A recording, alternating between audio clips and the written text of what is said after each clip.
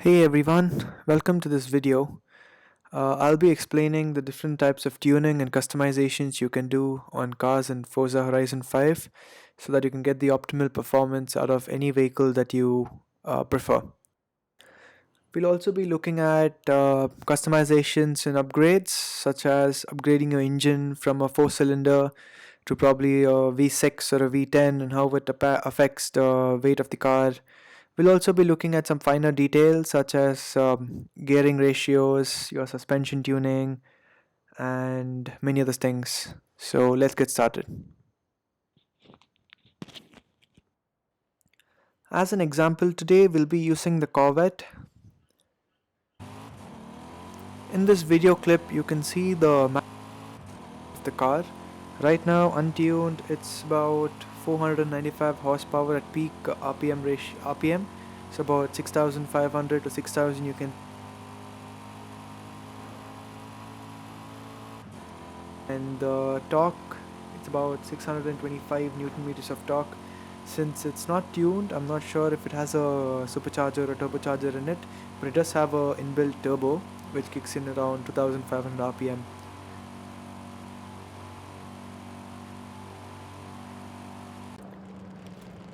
So before we start understanding how to tune and what is customizations and what to customize, we need to understand the difference between understeer and oversteer. Understeer and oversteer are vehicle dynamics terms used to describe the sensitivity of a vehicle to steering. Oversteer is what occurs when a car turns or steers by more than the amount commanded by the driver. Understeer is what occurs when a car steers less than the amount commanded by the driver. We can also say understeer is when the car doesn't turn the desired amount and just keeps going forward, and oversteer is basically how you drift. In the movies, when you see the rear of the car kick in and push forward, that's how it enters a drift, and that's typically called oversteer.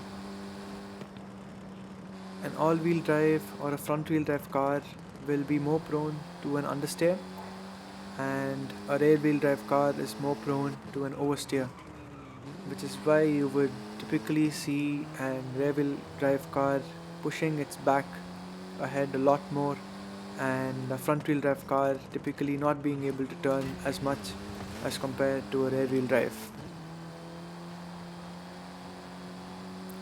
Understeer and oversteer is what each company would try to minimize. They use different types of tuning techniques, downward forces, weight distribution, how they place the engine. Some vehicles might have the engine placed in the front, some in the mid, and some in the back. All these things are designed to eliminate understeer and oversteer and to provide a responsive touch to the steering such that the drivers don't need to worry about understeer or oversteer when they're racing. So let's start by taking a look around the Corvette.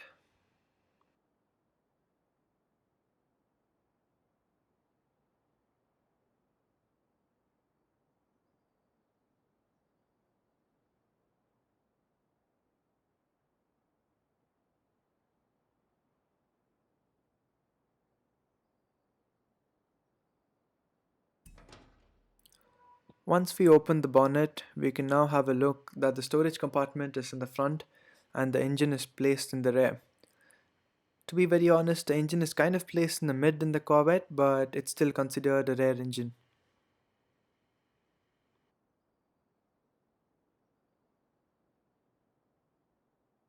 This car is also a rear wheel drive, so the engine directly connects to the drivetrain right down below to the rear wheels.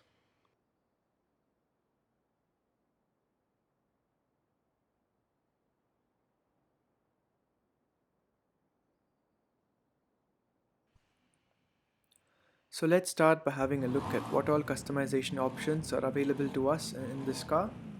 So for the start, we have the engine customization options. In that we have the intake manifold, we have the fuel system, we have the camshaft, we have the exhaust, ignition, valves, displacement and pistons, and also flywheel. So let's start by having a look at intake. Intakes are vital automobile components that work to bring oxygen, a key ingredient in an internal combustion reaction, into the engine's combustion chamber to modulate how much oxygen mixes with the burning fuel. So for a race intake, it might need more oxygen, and for a regular car, we don't need that much oxygen to enter the engine because we'll just be burning up a lot more fuel that way.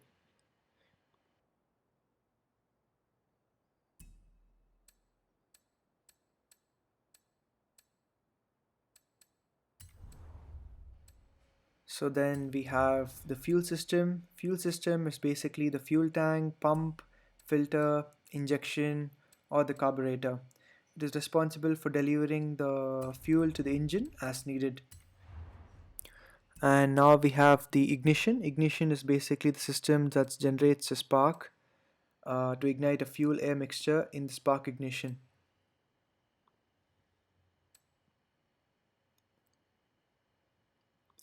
We're just going to go over some figures that's shown below and choose the right ones. And now we have the exhaust.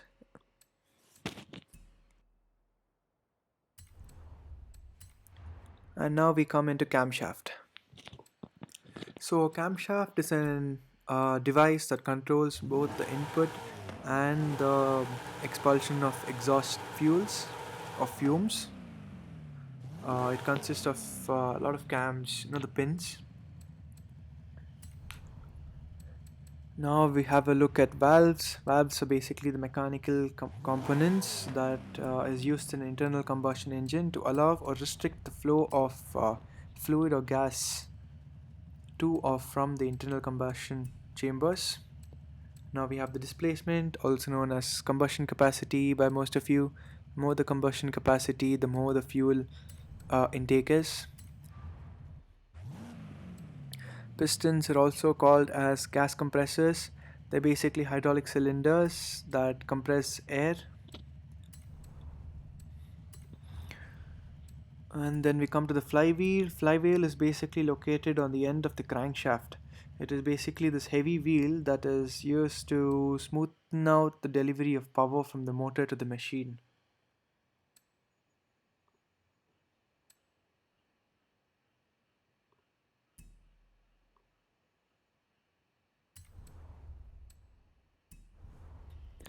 Now let's have a look at performance and handling options. And the first one is the brakes.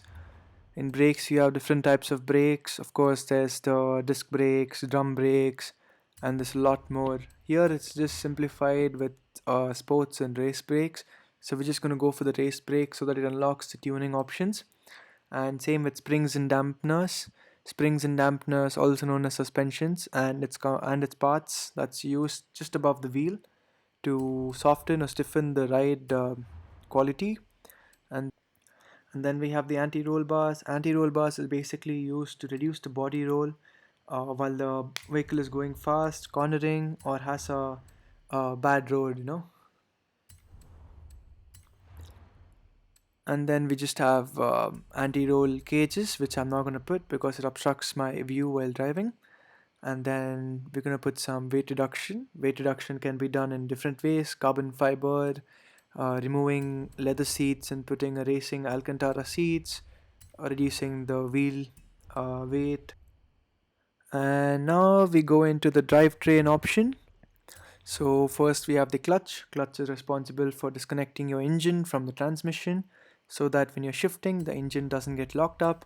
Then we have the transmission itself. In transmissions, there are different types of transmissions, but we're looking at automatic transmissions here. There's the 9-speed option, 4-speed, 10-speed, 6-speed, and 7-speed. We typically would want to keep it at 6 to 7 speed because higher the transmission, the ratios are going to get harder for us to tune. And then we have the driveline. Drivelines are basically what transfers the power from the engine and the transmission to the wheels. It is the axles, drive shaft, wheels, joints, and differentials. These components handle the full force of your vehicle. And then we can come to the tires and rims. In tire compound, there are different types of compound. There's a semi-slick race tire compound, which is basically little softer tires. It provides more handling and a little more acceleration. These are just the different types of semi-slick tires that's in the game. And there's the off-road tires, the drag tires. Drag tires are typically smoothened out, but they have a very soft um, rubber. Front tire width and size can basically help in getting better traction for turning. Even the wet surfaces when it's raining or there's some water somewhere, increasing the tire width can increase your handling, but it might cause your acceleration to come down. And same with the rear tire width. Increasing your tire width by slight can give you better handling, but of course, if you increase the tire width, there's more surface area connecting the tire to the road. Therefore, more power is required to push the car forward.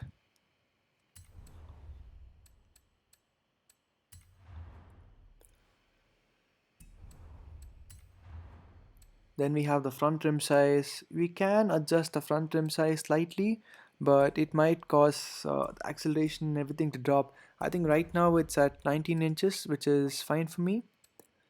And then the rim size, we would typically want the rear rim size to be a little bigger than the front for better handling.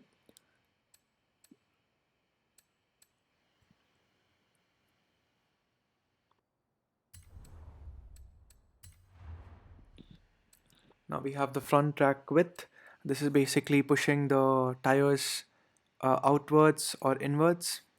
Typically, having your tire a little inwards is better for handling, but in some areas, having a tire pushed outwards can give you better grip in cornering. And similarly, for the rear tires, having it outwards, a little more outwards than the front, typically gives you better handling in the corners. Also, providing the engine is in the rear, you get much better traction if it's a little more outwards. These are just aero tuning. Aero tuning kind of deals with splitters and fenders. This redirects the airflow in such a method that it provides downforce. This helps in getting the car a little more aerodynamic.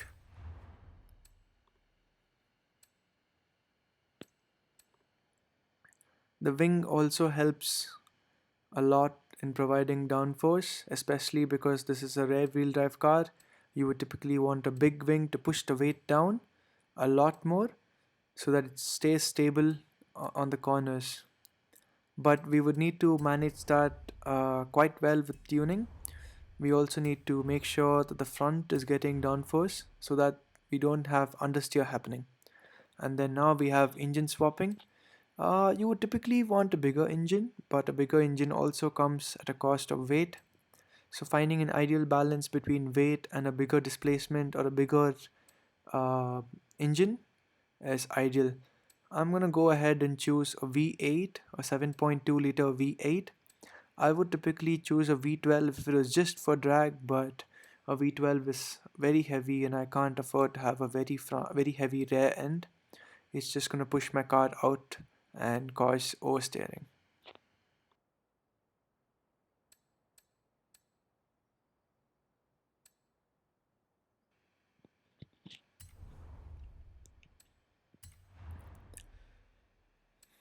Now we come across drivetrain. So since I've told you this car is a rear wheel drive, we can convert the car to be an all-wheel drive where the engine supplies power to all four wheels, but keep in mind doing so will split the power going from just rear wheels to all four wheels. It will give better handling but at the cost of lower acceleration. If you can get the tires to stick to the ground during the acceleration, you'll have much better power to um,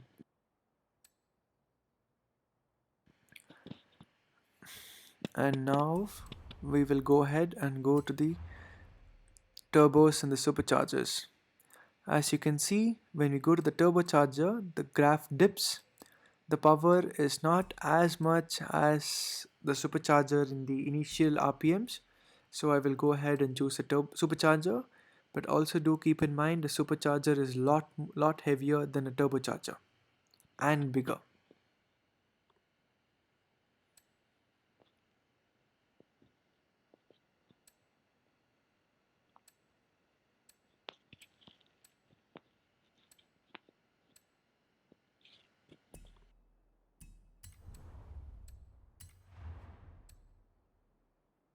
Now we have a body kit. This body kit is basically side fenders, wheel covers, I think splitters as well, and some amount of aerodynamics it is going to add, but at the cost of additional weight to the car.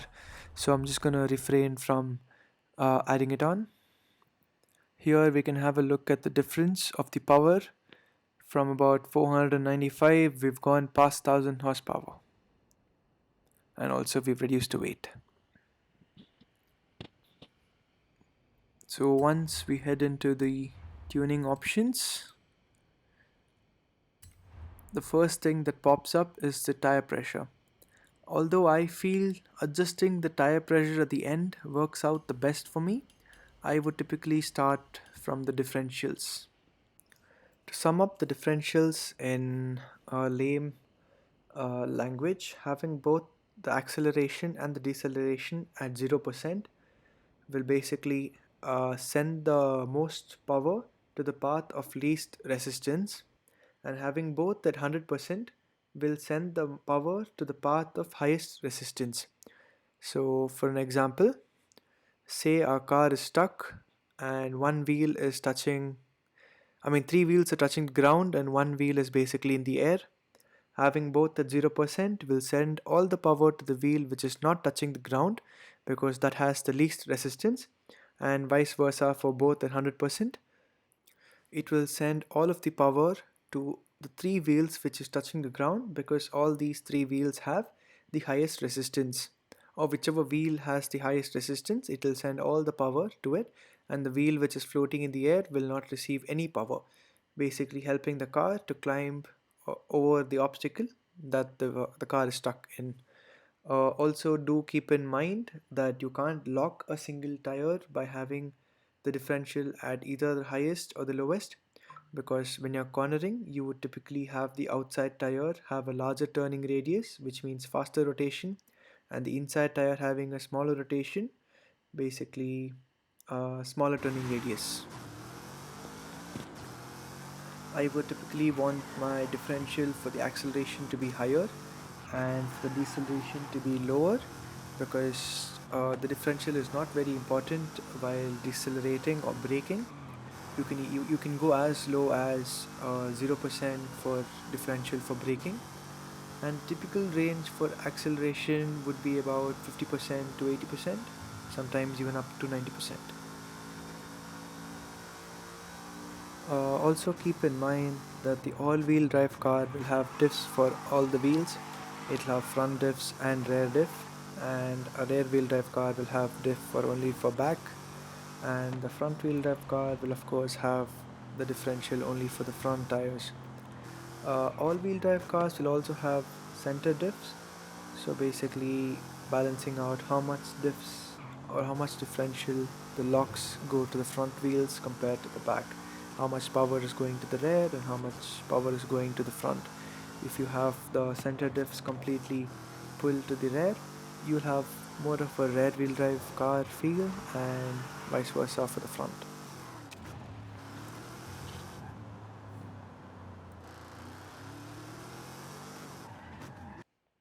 So next is the braking force. Braking force or the brake balance adjusts how much of your braking force goes to either the front tires or the rear tires. But keep in mind, in Forza Horizon, it's kind of the other way around. If you have more braking force in the front, the rear gets more pressure, and if you have more braking force to the rear, the front gets more braking power. Do keep in mind, if you have more braking force in the rear, it's going to be more stable, but your car is going to be more susceptible to understeer. And if you have more front braking force, your car is going to be less stable, but it's going to be prone to oversteer. Now we come to the next section, which is the aerodynamics. This is basically downwards or downforce. This is done with splitters and wings and spoilers. These basically, in layman's terms, use the air resistance to push the car down to give you more traction. If you have less downforce, the top speed of the car is going to be higher. If you have more downforce, your cornering ability is going to be higher. So having a mix of both is going to be ideal, and you can choose which suits you according to your driving style. Then we come to the dampening. Dampening basically has two different sections, the rebound stiffness and the bump stiffness. Rebound stiffness is when you go over a hump, how fast do you want the springs to expand? And bump stiffness is basically when you go over a hump, how fast do you want the springs to contract? For most cars, you can basically leave the rebound stiffness as it is, and for bump stiffness, you would want to increase it, or I would slightly want to make it a little more softer because the standard tuning is very stiff for most cars, especially because my car right now, which I'm tuning, is a rear wheel drive and the engine is in the rear. It would mean there's going to be a lot more downforce and weight in the back. So I would want to keep it a little more softer in the back. Let's move over to the springs. This is where we can adjust your overall spring stiffness as well as the ride height. Spring stiffness is another great place to adjust the oversteer, balance, and overall a heavier and or lower car should use stiffer suspension. Race suspensions will often set up default values that are a bit too stiff for my taste and understeer too much. Here's the general guidelines: lowering the front spring stiffness increases oversteer. Softer suspension as a whole will feel less responsive but typically more grippy. Stiff suspension will help the car feel snappy but make it more prone to sudden loss of grip. All wheel and front wheel drive cars are the most prone to understeer, so on those cars or vehicles, I'll drop the front stiffness a bit on my base tunes, but on the rear wheel drive or rear wheel drive, I will adjust as needed. Now, for the ride height, generally we would want as low as possible, so I would typically go around 2 knots above the lowest value possible. A softer front roll bar will give the car a more darty feeling in the front as well as it's allowing the body to roll onto the outside front tire similarly. Increasing rear stiffness will promote oversteer and often I find these settings should be adjusted quite a bit on the front and all-wheel drive cars halfway between stock setting and minimum setting on the front and halfway between the stock setting and the maximum on the rear are ideals for um, those or for most cars. Now we move on to the alignment, and this is a big one. Camber adjusts your wheel vertical angle when facing the car head on. Negative camber means that the tops of the wheels will be pointing inwards towards each other. Positive camber means the opposite. The goal of camber adjustment is to put more of the tire in contact with the road, while in a corner. In track racing, negative camber is always preferred, but race suspension seems to usually give a bit too much. Start by bumping camber down a few notches in front and rear, but this is a major setting and you typically want to adjust it how much you'd want to later on. To adjust your wheels horizontal, so basically toe out means you'll be pushing the wheel outside and toe in means you'll be pushing the wheel top of the wheel inwards.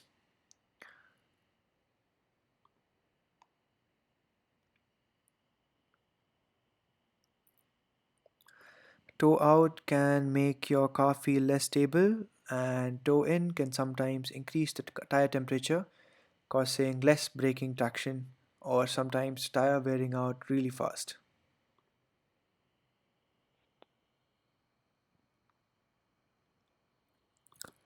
Do keep in mind that adjusting a toe out leads to oversteer but responsive steering, and toe in leads to understeer but more stability in high speeds. Finally, for casters, this is basically adjusting your suspension's vertical angle when facing the side of your car. Lower caster angles means suspension is more straight up, and down higher positive angles rotates the steering axis towards the back of the car. Higher caster angles lets you run less front negative camber because as you corner your wheels lean into a turn, kind of like how a motorcycle would. A high caster adds camber while in a corner while not affecting camber on a straight. Think of it like a dynamic camber. It also changes how strongly the tires want to recenter and will change how the car feels quite a bit. So this is somewhat a personal preference settings, but keep things between 4 and 7 degrees here. I'm probably gonna keep it around 6.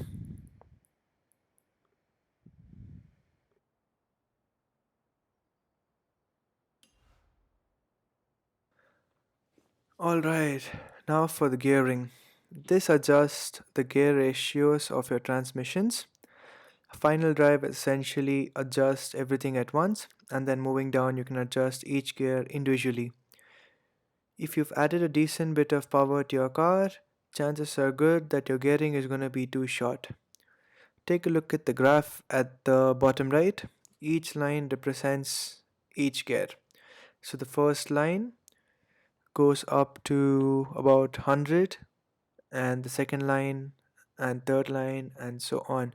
As you can see, the last gear is not touching top speed, which is at the rightmost corner.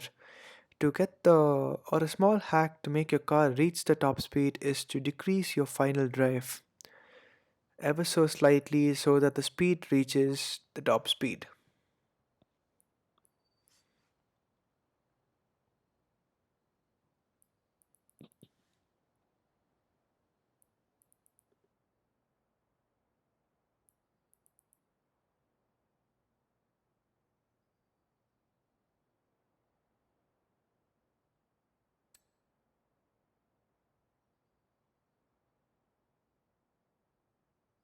And finally, we arrive with tires. And I think basic mechanics of this are fairly self-explanatory. Higher tire pressure means more air in the tires. It also changes the shape of the tire, and as such, how much of your tire is contacting the road. Luckily, in Horizon, we really don't have to worry about tire wear. So here, it's all about grip, temperatures, and driving feel. A higher PSI or bar will feel more responsive and will have a higher theoretical peak grip in most cases, but will lose grip more suddenly. Low pressures will heat up quickly and lose grip more progressively, and not as much, giving you more time to make corrections. In your race settings, keep things between 2 to 3 bar.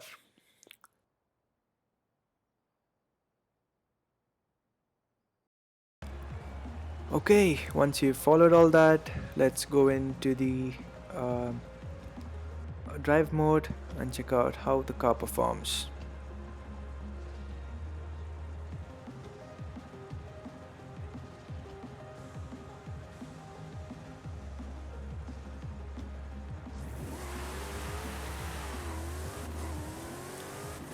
Okay, going off the start, the car feels much more responsive. There's more power going off the start. The turns are much easier. The front doesn't lean in as much as I would expect it to, but it still feels really responsive. The rear doesn't kick in. There's no oversteer happening or understeer. The turning radius is great. The sudden acceleration doesn't lead to a lot of burnout happening. I'm able to control the car fairly well, and as you can see, the suspension is not bottoming out, which means it's a great sign of all the springs and dampening working out.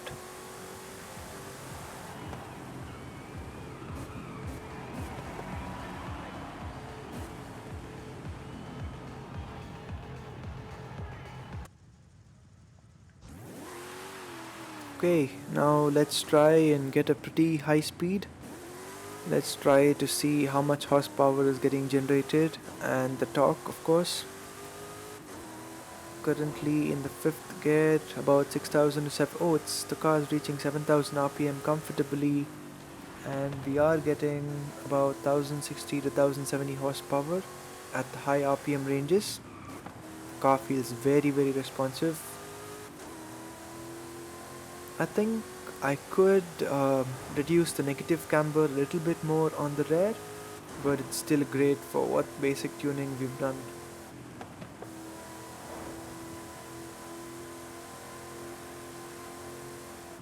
Wow, the car just sticks to the ground.